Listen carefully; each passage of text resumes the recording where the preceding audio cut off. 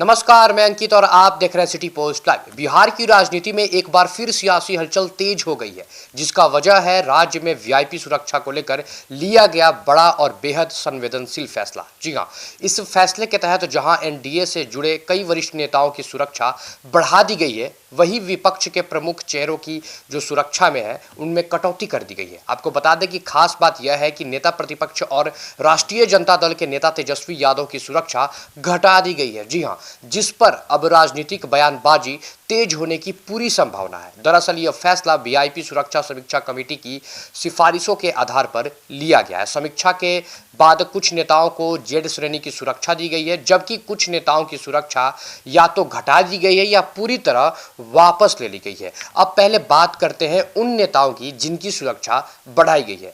चलिए, भाजपा के नवनियुक्त राष्ट्रीय अध्यक्ष नितिन नवीन, बिहार भाजपा के प्रदेश अध्यक्ष संजय सरावगी, जदयू सांसद और केंद्रीय मंत्री ललन सिंह, साथ ही राज्य के स्वास्थ्य मंत्री और भाजपा नेता मंगल पांडे को अब जेड श्रेणी की सुरक्षा दी जाएगी। इन सभी नेताओं की सुरक्षा पहले के मुकाबले अधिक कर दी गई है। बताया जा रहा है कि मौजूदा राजनीतिक माहौल और संभावित सुरक्षा जोखिमों को देखते हुए यह फैसला लिया गया है। लेकिन दूसरी ओर अब बात करते हैं जहां इस फैसले को सबसे बड़ा असर पड़ा है नेता प्रतिपक्ष तेजस्वी यादव पर। तेजस्वी यादव को अब तक जेड श्रेणी की सुरक्षा प्राप्त थी, जिसे अब घटाकर वाई+ श्रेणी कर दिया गया है।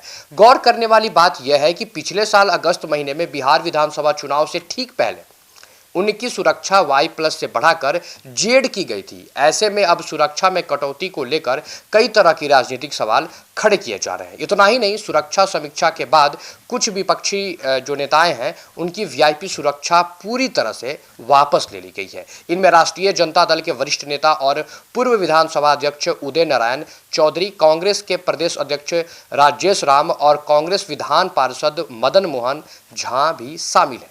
अब इन नेताओं को किसी भी जो श्रेणी है उनकी विशेष सुरक्षा नहीं दी जाएगी। हालांकि इस संबंध में गृह विभाग की आधिकारिक अधिसूचना देर शाम तक जारी नहीं हो सकी थी। अब सवाल यह भी है कि आखिर जेड, वाई+ और जेड+ जो सुरक्षा है उसमें फर्क क्या होता है। आइए विस्तार से जानते हैं।